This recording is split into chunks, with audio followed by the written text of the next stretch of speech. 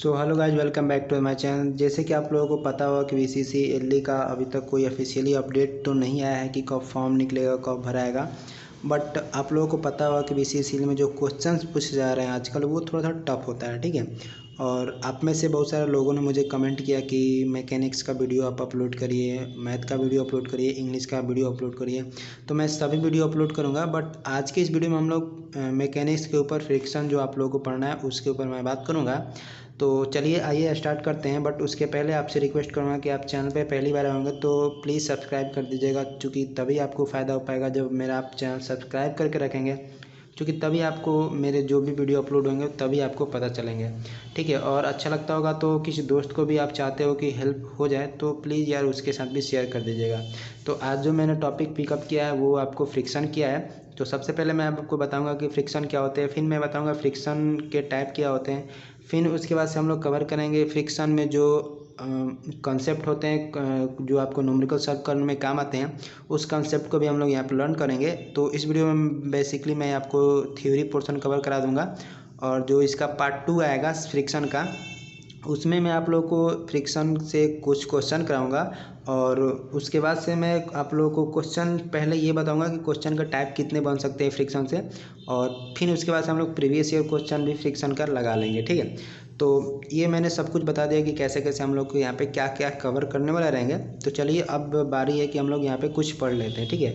मैं केवल काम की बात करूँगा, बकवास नहीं करूँगा, क्योंकि मुझे ही पता है कि आप लोगों को सेमेस्टर का भी तैयारी करना होता है, ठीक है। मैं एक इसके ऊपर सेपरेट वीडियो बनाऊँगा कि आपको बीसीसी एलडी और सेमेस्टर दोनों का कैसे आपको प्रिपरेशन करना है, क्योंकि दोनों आप लोग के लिए थोड़ा सा इंपॉर्टेंट हो जाता है, ठीक है। तो फिलहाल इस वीडियो में हम लोग बात करने वाले हैं फ्रिक्शन। तो चलिए आइए स्टार्ट करते हैं। हम लोग फ्रिक्शन समझने की कोशिश करते हैं कि फ्रिक्शन क्या होता है। देखिए यहाँ पे मैंने लिख रखा है कि व्हेन ए बॉडी स्लाइड और tends to slide on a surface, कोई भी एक सरफेस होगा, उस सरफेस के ऊपर अगर एक कोई दूसरा बॉडी रख देते हो, कोई भी ऑब्जेक्ट बॉडी, तो यदि एक बॉडी में मोशन आएगा, चाहे बॉडी नीचे वाला मोशन करे चाहे उसके ऊपर वाला। जैसे कि सपोज करें ये मैंने कलम है, ठीक है, और ये मेरा जो पेज है ये वाला क्या है मेरा एक ये एक सरफेस मान लेता हूँ, और ये एक बॉडी मान लेता हूँ, इसके ऊपर ये, तो चाहे नीचे वाला सरफेस को मैं यहाँ पे स्लाइड करूँ, ठीक है, या मैं उसके ऊपर वाले कलम को सेलेक्ट करूँ, किसी एक को भी सेलेक्ट करूँ, तो स्लाइड करने से जो जैसे ही स्लाइड करूँगा तो देखिए मैं इसके तरफ स्लाइड कर रहा हूँ तो ये इसके तरफ एक फोर्स लगता है,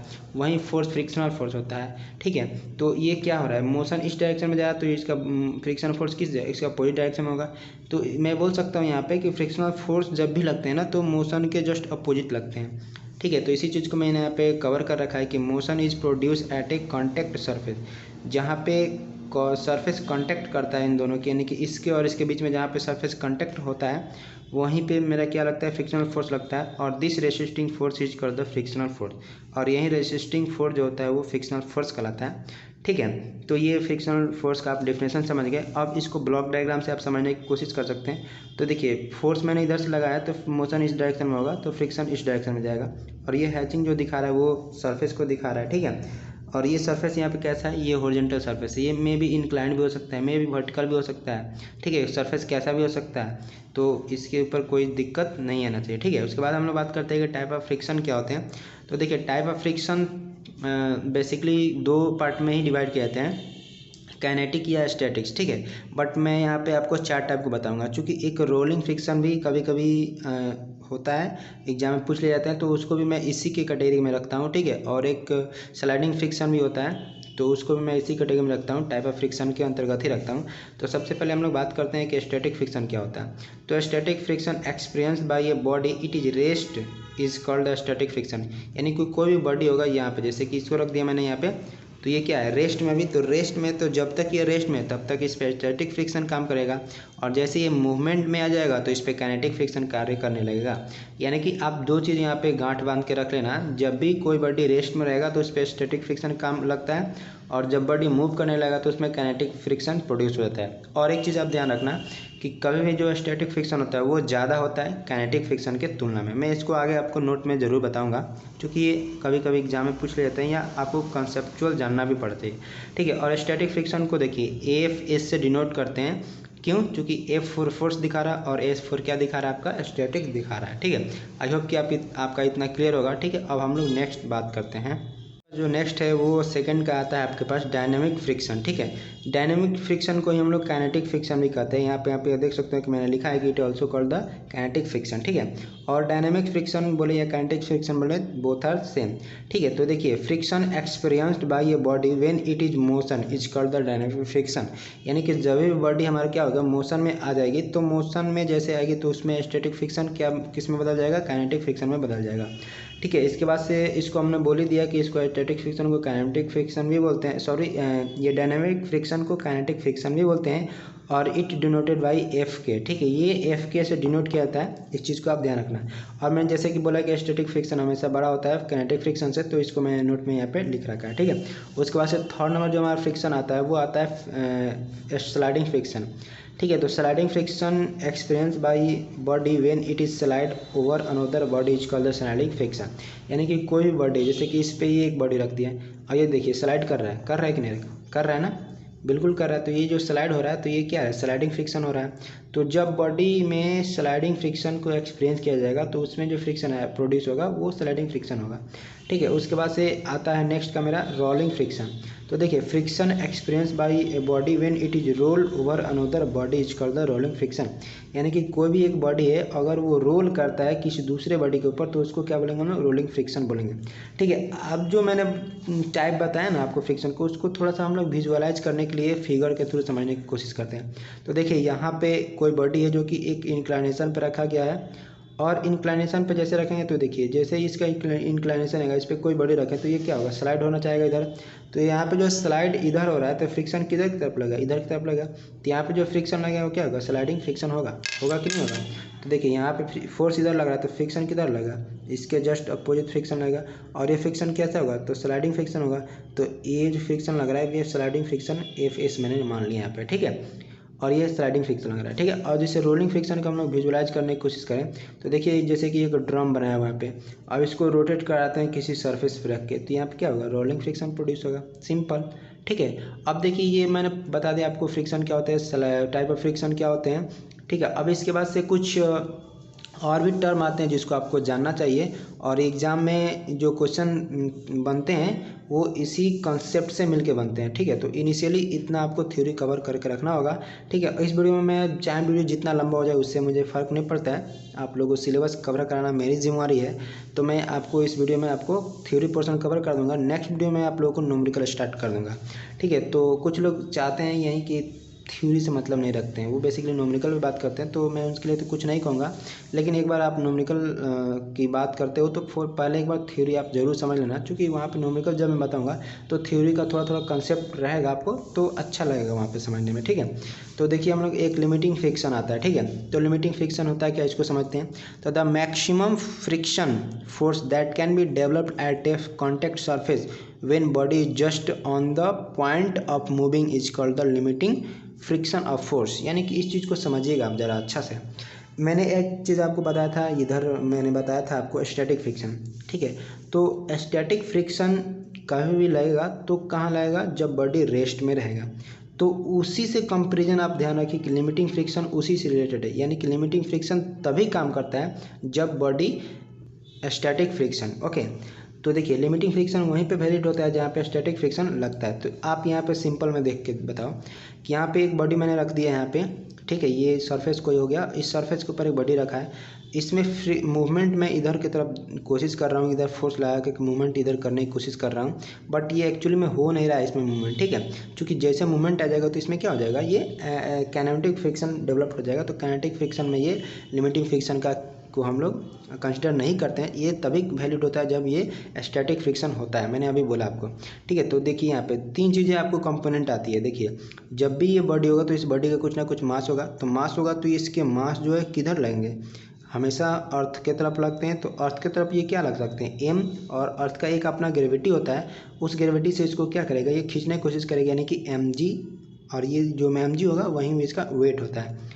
ठीक है, और इधर हम फोर्स लगाते हैं जिससे मूवमेंट प्रोड्यूस होगा। ठीक है, तो ये फिर जैसे इधर मूवमेंट देंगे तो इधर क्या हो जाएगा, एक लिमिटिंग फ्रिक्शन डेवलप होगा, तो इसको FL से हम लोग डिनोट कर रहे हैं। और जो mg होता है उसी के बराबर एक नॉर्मल रिएक्शन लगता है, जो दोनों एक दूसरे को कैंसिल भी कर सकते हैं, बट अभी कैंसिल नहीं कराया है, मैंने आपको शो करना है ना, तो यहाँ पे नॉर्मल रिएक्शन लगेंगे। तो यही क्या होता है, आपका लिमिटिंग फ्रिक्शन होता है। ठीक है, आई होप कि केस आप समझ गए होंगे। ठीक है, तो देखिए जो नेक्स्ट आता है वो आता है हमारे पास कोफिशिएंट ऑफ फ्रिक्शन। ठीक है, तो देखिए कोफिशिएंट ऑफ फ्रिक्शन, देखिए समझते हैं क्या होता है। The ratio of limiting friction, जो लिमिटिंग फ्रिक्शन मैंने ए बताया एंड नॉर्मल रिएक्शन जो एन बताया, is called the coefficient of friction. यानी कि हम लोग इसको म्यू से डिनोट करते हैं, और म्यू इक्वल टू जो होता है वो एफ बटे का एन होता है। ये एफ क्या होता है, फ्रिक्शनल फोर्स। ठीक है, जैसे कि मैंने अभी बताया कि इधर की तरफ फोर्स लग रहा है तो इधर की तरफ फ्रिक्शनल फोर्स लगेगा, तो फ्रिक्शनल फोर्स जितना लग रहा है वो और नॉर्मल रिएक्शन जो लग रहा है वो दोनों का रेशियो क्या है, कहलाएगा आपका म्यू कहलाएगा, जिसको हम लोग कोफिशिएंट ऑफ फ्रिक्शन कहते हैं। और coefficient of friction unit less होता है, इस चीज़ को आप ध्यान में रखना। ठीक है, और देखिए यहीं से मैंने आपको बताया था कि एफ का वैल्यू यहाँ से निकाला था, ये क्या हो जाएगा, म्यू इंटू के एन हो जाएगा। ठीक है, जिसको मैंने प्रीवियस स्लाइड में यहाँ पे मैंने आपको मार्किंग करके यहाँ पे दिखाया था। ठीक है, आप देख सकते हो यहाँ पे कि मैंने यहाँ पे म्यू एन क्यों लिखा था। ठीक है, अभी आपको समझ में आ गया होगा। ठीक है, अब देखिए इसके बाद से हम लोग बात करते हैं, वो हमारे पास आता है एक एंगल ऑफ रिपोज। ठीक है, क्या आता है, एंगल ऑफ रिपोज। तो एंगल ऑफ रिपोज को हम लोग समझते हैं अच्छा से। तो पहले इसका डेफिनेशन देख लेते हैं। If we take inclined plane with increase in angle of the inclined surface, the maximum angle at which body start sliding down is called the angle of friction. Angle of friction मैंने यहाँ पे गलती से लिख दिया लगता है। ठीक है, एंगल ऑफ फ्रिक्शन नहीं होना चाहिए था, यहाँ पे एंगल ऑफ रिपोज होना चाहिए था। तो आप यहाँ पे इसको काट करके एंगल ऑफ फ्रिक्शन हटा करके एंगल ऑफ रिपोज कर लेंगे। ठीक है, मैं लिख भी देता हूँ यहाँ पे एंगल ऑफ रिपोज कर लीजिएगा। ठीक है, ये क्या हो जाएगा, एंगल ऑफ रिपोज हो जाएगा। ठीक है, अब देखिए एंगल ऑफ रिपोज का एक प्रॉपर डायग्राम से हम लोग समझने की कोशिश करते हैं। तो देखिए यहाँ पे एक इंक्लाइनेशन लिया मैंने, इस इंक्लाइनेशन को कितना मैक्सिमम रख दें हम लोग, जिससे कि ये बॉडी जो है स्लाइड में नहीं आए। मतलब कि अगर इसको मान लीजिए 30 डिग्री पर रखा, तो 30 डिग्री से अगर थोड़ा सा ज़्यादा कर दे, 30.01 भी करे ना, तो ये बॉडी स्लाइड हो जाए। यानी कि स्लाइड ना होने के पहले जितना ये एंगल रहता है वही एंगल ऑफ क्या होता है, एंगल ऑफ रिपोज होता है, और ये इंक्लाइंड प्लेन पे ही होता है। तो देखिए एंगल ऑफ रिपोज क्या कितना होगा यहाँ पे, तो देखिए ये कोई बॉडी होगा तो इसका नॉर्मल रिएक्शन जस्ट इस प्लेन के नॉर्मल होता है, यानी कि परपेंडिकुलर होता है। देखिए ये जो प्लेन है इसके परपेंडिकुलर ये हो जाएगा। ठीक है, तो इसको हम लोग क्या बोलेंगे, यहाँ पे नॉर्मल रिएक्शन बोलेंगे। तो इसको मैंने एन लिख दिया।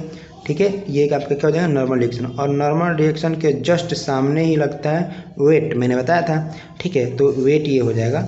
तो ये वेट जो यहाँ पे हो जाएगा W cos फाई हो जाएगा। कैसे, चूँकि ये इंक्लाइनेशन पे, तो इस इंक्लाइनेशन का आप कंपोनेंट जब तोड़िएगा तो देखिए कंपोनेंट आप कैसे तोड़ोगे इसको समझ लीजिए। चूँकि न्यूमेरिकल जब हम लोग सॉल्व करेंगे तो इसका बार बार यूज मैं करूँगा आपको। ठीक है, तो आपको समझना पड़ेगा, तो आप शुरू से ही समझ के रखिए।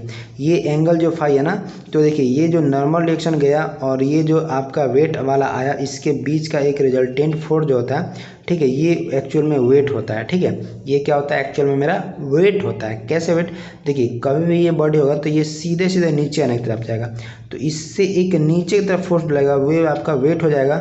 और इस वेट को मैंने W माना है।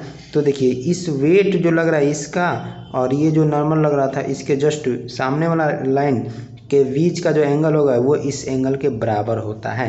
तो ये एंगल फाई है, तो ये एंगल भी क्या होगा, फाई होगा। और जैसे ये फाई हो जाएगा तो ये जो फोर्स लगेगा यहाँ पे, देखिए ये जैसे स्लाइड इधर होना चाहेगा तो स्लाइड होगा तो एक फोर्स डेवलप होगा। वो फोर्स कितना होगा, तो वो होता है W sin फाई। ठीक है, तो W sin फाई ये रखिए, W cos फाई ये याद रखिए। और इसके जस्ट बॉडी जब इधर स्लाइड हो रहा होगा तो ये किधर जाएगा, ये फ्रिक्शनल फोर्स इधर लगेगा, तो ये फ्रिक्शनल फोर्स यहाँ पे FL मैंने लिखा है, यानी कि लिमिटिंग में है। क्यों मैंने बताया लिमिटिंग, क्योंकि बॉडी आपकी क्या है, आपकी अभी क्या है इसमें, रेस्ट में। और जब रेस्ट रहता है तो मैंने आपको स्टैटिक फ्रिक्शन बोला था कंसीडर करने के लिए, इसीलिए यहाँ पे मैंने F लिखा था। मैंने जब लिमिटिंग फ्रिक्शन बताया था तो आपको बताया था कि F लिमिटिंग तभी वर्क करेगा जब वो क्या होगा, बॉडी स्टैटिक्स में रहेगा। तो बॉडी स्टैटिक फ्रिक्शन में है तो इसीलिए मैंने FL लिखा है यहाँ पे। ठीक है, आई होप कि डायग्राम आप समझ होंगे। और देखिए W = हम लोग mg भी लिख सकते हैं। कैसे, क्योंकि ये जो फोर्स लग रहा है ना, ये फोर्स क्या है, M × G नीचे की तरफ लग रहा है, तो ये हमेशा नीचे की तरफ mg ही लगता है। तो आई होप कि एंगल ऑफ रिपोज आप समझ गए होंगे। ठीक है, इसके बाद हम लोग बात करते हैं लॉ ऑफ फ्रिक्शन।